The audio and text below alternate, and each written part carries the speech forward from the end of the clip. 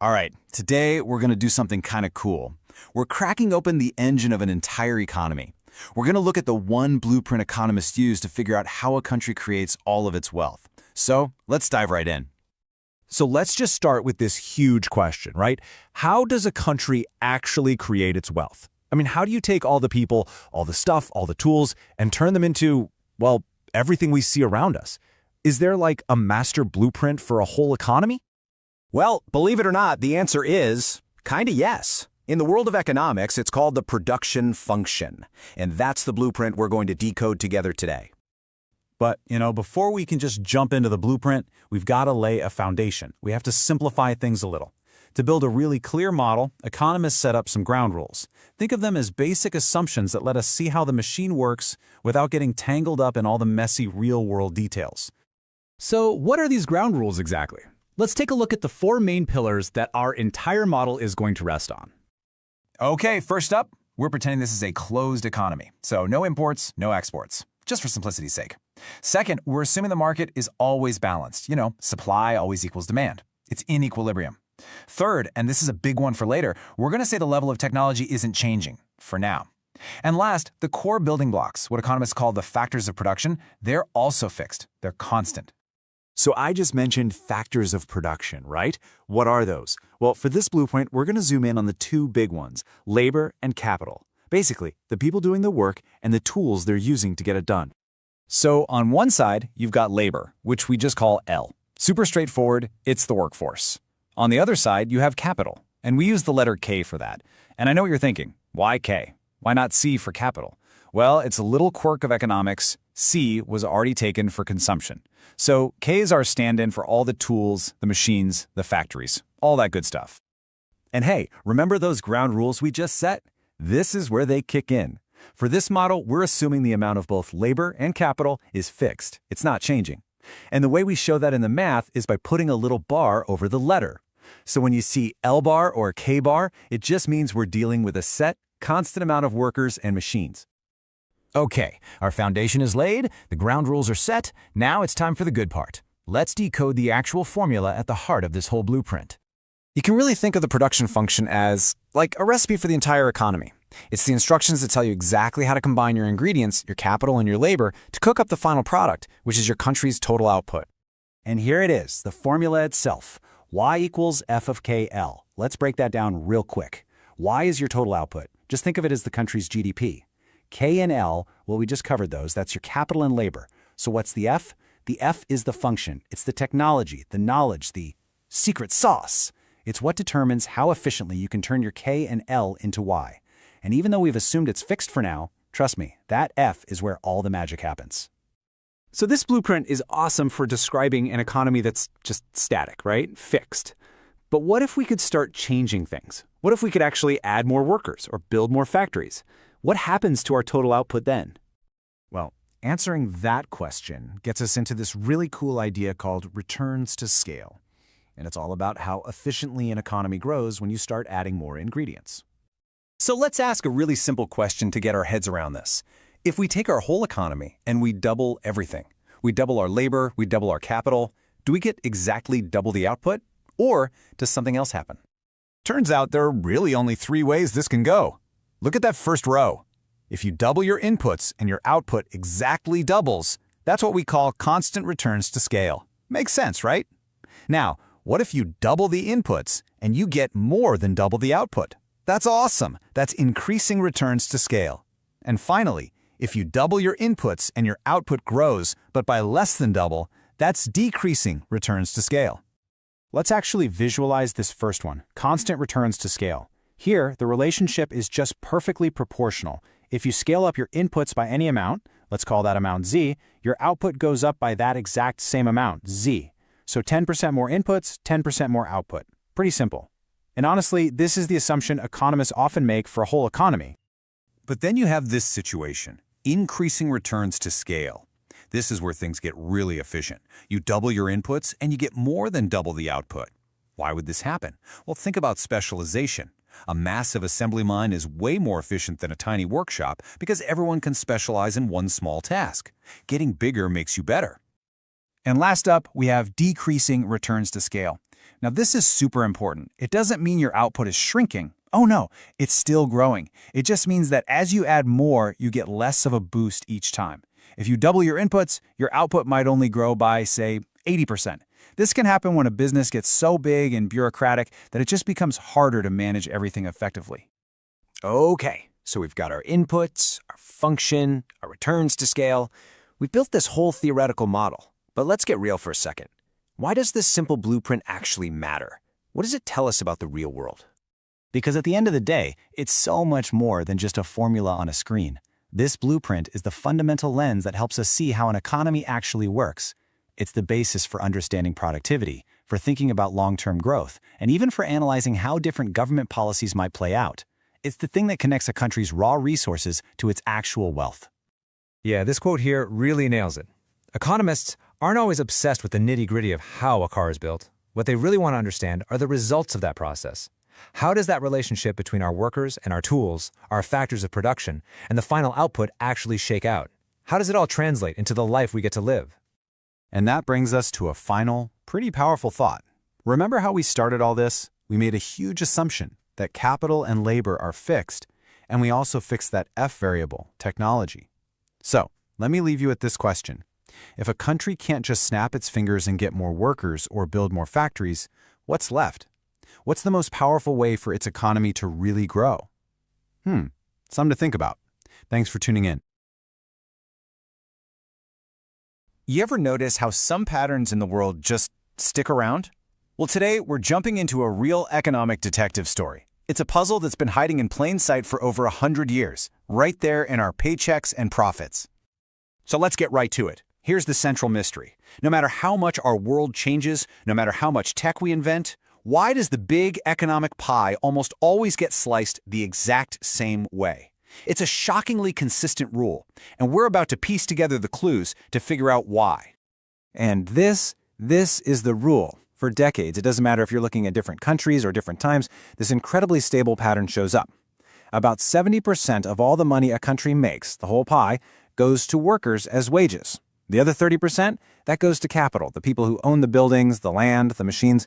You'd think the internet or automation or global trade would have shaken this up, but this 70-30 split has been remarkably stubborn. The big question is why?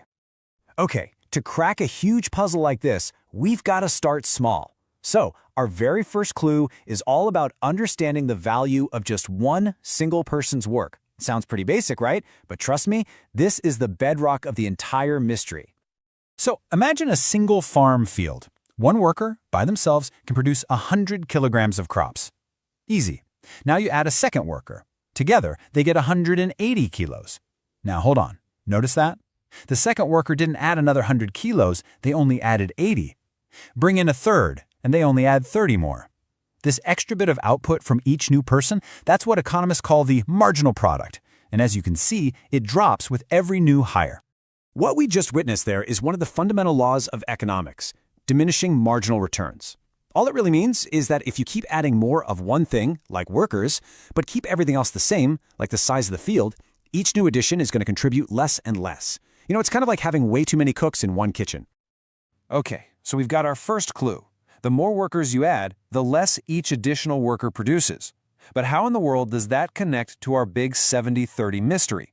Well, it turns out this whole idea of marginal product is the crucial link to how people actually get paid. And here's where it all clicks. In a competitive market, a business is going to keep hiring people as long as the value that new person brings in is more than what they're getting paid. They stop right at the point where the wage for that last worker equals the value they produce. And guess what? The exact same logic works for capital. A company will keep renting more machines until the output from that very last machine equals the cost of renting it. Simply put, your pay is tied directly to what you contribute. So with these clues in hand, diminishing returns and pay equaling marginal product, economists back in the 50s and 60s felt like they were really onto something. They thought they were on the verge of cracking the entire case, and they believed they could boil this whole dynamic down into one single, powerful formula. And here she is, the Cobb-Douglas production function. Now don't let the symbols and letters intimidate you. This surprisingly elegant equation is the main suspect in our whole mystery. You can think of it like a recipe for the entire economy, showing how we combine our two main ingredients, labor and capital, to create everything. Let's decode this real quick. Y is just the total economic pie. L and K are our ingredients, all the work people do and all the stuff we use. A is the cool part. That's technology. It's like the secret sauce that lets us make more stuff with the same ingredients. But the real key to our mystery are those two tiny exponents, alpha and beta. They're like little knobs that control how much impact each bit of labor and capital has. And this, right here, is the big reveal. It turns out, through some pretty clever math, that those exponents, alpha and beta, they weren't just some random numbers in a formula. No, they were the answer we've been looking for all along.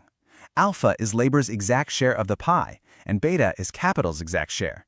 The solution to the mystery was hiding in the math the whole time. But wait, there's a twist. This formula does more than just explain the 70-30 split at a single moment in time. It can also tell us what happens when an economy grows, when we try to scale everything up. Let's take a look.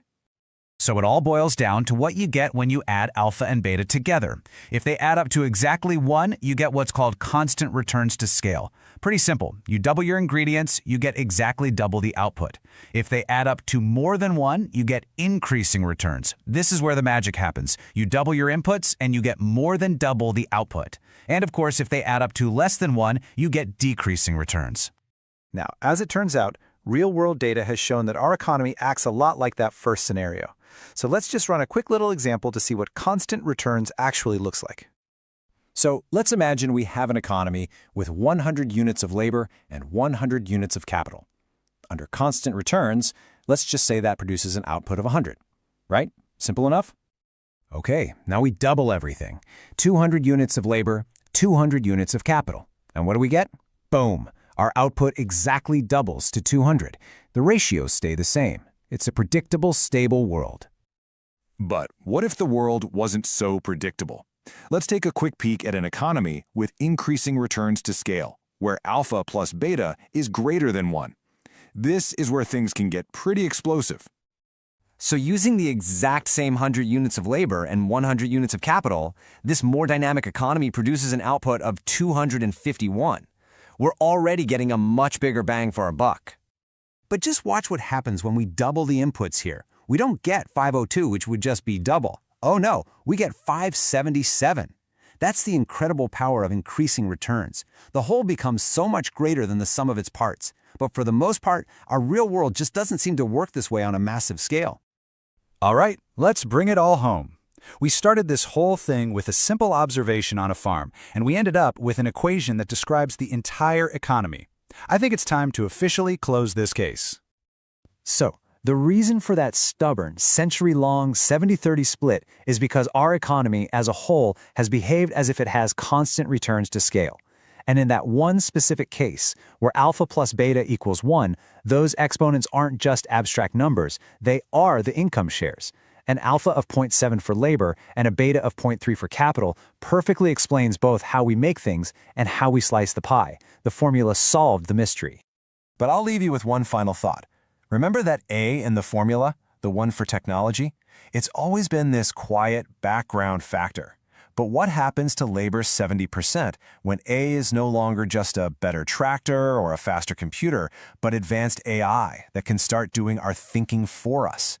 Does that stable 70-30 split finally break? The case might be closed on the past century, but the next chapter is just getting started. All right, today we're tackling a really cool economic mystery, one that kind of flips what you'd expect on its head. It's all about this huge ongoing battle between humans and machines, between our work and the technology that's supposed to make it obsolete. So let me ask you this. As machines get smarter and technology just keeps getting crazier, we're talking everything from the steam engine all the way up to today's AI, what do you think happens to the value of human work? You know, does the slice of the economic pie going to actual people get bigger or smaller compared to the slice that goes to the owners of, well, all the stuff, the capital, the machines, the buildings, the software? Now, your gut feeling, I'm guessing, is that labor share has got to shrink, right? I mean, it just makes sense. The more we automate, the less we need people.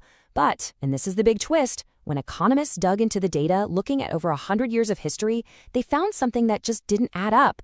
The split between labor and capital, it wasn't really changing. It was shockingly stable. That right there, that stability, is the puzzle we're going to solve today. Yeah, this discovery was a real head-scratcher for economists. It became famous for this one simple persistent ratio, the 70-30 split. So, picture this. It's the 1950s, 1960s. Researchers are crunching the numbers on national income, and they keep seeing the same thing over and over. Year after year, decade after decade, it was like clockwork. About 70% of all the money a country made went to people. Wages, salaries, benefits. And the other 30%? That went to capital. Things like profits for the owners, interest on investments. And that's what was so wild about it. Just think about the world-changing tech that came out between, say, 1900 and 1960. We're talking cars, electricity, the assembly line, the whole shebang. And through all of that upheaval, this basic economic split just didn't budge. It made no sense. How was that even possible? So the story goes, one of these economists, totally stumped and holding all this confusing data, went to a mathematician for help. He basically just spread it all out and said, look, here's my data. What kind of math, what kind of formula could possibly explain this? How can labor and capital stay in this perfect balance? The answer he got? Well, it ended up changing the entire field of macroeconomics. And that answer came in the form of this really elegant formula called the Cobb-Douglas production function. Honestly, the easiest way to wrap your head around it is to think of it like a recipe, but for an entire economy. So let's grade down the ingredients. First up, we've got Y for output. This is the finished dish, right? It's the total economic pie. Every single thing a country produces in a year. All the cars, the apps, the lattes, you name it. Okay, next ingredient, L for labor. This one's super simple. It's just us. All the work people do, the hours we clock in, the smarts we bring to the job, totally essential. And our other key ingredient is K for capital. And yes, it's a K because the word comes from the German capital. Fun little fact for you. This is all the non-human stuff. Think factories, computers, robots, even the building you're in, all the tools that help us make things. And last but not least, we have A for technology. Now, this one's a little different. It's not really an ingredient. It's more like the quality of your kitchen. How good is your oven? How sharp are your knives? It's a measure of your overall efficiency. It's a multiplier that basically says better tech lets you get way more output from the exact same amount of people and tools. Okay, so here's how you put the recipe together. You've got your total output, Y. That equals your technology level, A, times your labor and your capital. But, and this is super important, you don't just add L and K together. See those little numbers, alpha and beta? Labor and capital are each raised to one of those powers. Think of alpha and beta as like the secret sauce in the recipe. They're dials that control just how important labor and capital are to the final outcome. And these little numbers are the key to everything. So this formula lets us ask a really fundamental question about growth. Economists call it returns to scale, but it's pretty simple, really. What happens when you double your ingredients? If you put in twice the labor and twice the capital, what happens to your total output? Well, there are basically three ways this can go. You might get more than double the output. That's called increasing returns. You could get exactly double the output. We call that constant returns. Or you might get less than double back, which is, you guessed it, decreasing returns. And figuring out which one of these scenarios you're in is actually shockingly simple. All you have to do is go back to those two little secret sauce numbers, alpha and beta, and just add them together. It's this simple. If alpha and beta add up to more than 1, you've got increasing returns. If they add up to less than 1, you've got decreasing returns. But if they add up to exactly 1, you get constant returns. That's the sweet spot where doubling your inputs gives you exactly double your output. It's perfect, balanced scaling. And that number, the number 1, is the magic number here. It's this idea, constant returns to scale. That is the key that unlocks our whole mystery. It's the mathematical reason why that 70-30 split could stay so incredibly stable for so long, even while the economy was absolutely exploding in size. Okay, to make sure this really clicks, let's walk through 2 quick scenarios. We'll put a constant returns economy head-to-head with an increasing returns one. All right, first up, our constant returns world. Let's imagine our alpha for labor is 0.5, and our beta for capital is also 0.5. Add them up, you get exactly 1. Perfect. So if we plug in 100 units of labor and 100 units of capital, the math tells us we get 100 units of output. Simple enough? Okay, now for the real test. Let's double both of our inputs to 200. We run the numbers through the formula, and what do you know? We get exactly 200 units of output. We doubled the ingredients, we got double the pie. That is a perfect picture of constant returns to scale. But now let's check out scenario 2, increasing returns. We'll just tweak one thing. Let's bump the exponent for capital up to 0.7. So now alpha plus beta equals 1.2, which is greater than 1. Right away, you can see that with the same 100 units of labor and capital, our output is already way higher. But the real magic happens when we double the inputs. And this chart just makes it so clear. When we doubled our inputs in the constant returns model, our output doubled, a 2x increase. But in the increasing returns model, whoa, the output shoots up by about 2.3 times. You're getting an outsized gain. That's the whole deal with increasing returns. You start getting more back than you put in. So, okay, you might be thinking, this is a cool history lesson, but why should I care about some old formula from the 1900s? Well, because this way of thinking is more relevant today than ever. It gives us a really powerful framework for understanding how our economy actually works. So let's just recap. We started with this big puzzle. How did that 70-30 split between what goes to people and what goes to machines stay so stable for so long? The Cobb-Douglas function provided this beautiful, elegant solution. It showed us that if an economy has constant returns to scale, it can grow like crazy without fundamentally changing that balance of power. It might seem simple, but believe me, it is a foundational idea in economics for a very good reason. And that brings us right back to right now. For more than a century, that balance held strong. But the AI we have today, it feels like a totally different beast, doesn't it? It's a technological leap unlike anything we've seen before. And so that leaves us with the billion-dollar question. Is this it? Is AI the thing that finally shatters that historic 70-30 split and permanently shifts the economic balance away from human labor and towards capital? The truth is, nobody knows. The answer isn't in a textbook. It's being written right now, as we speak.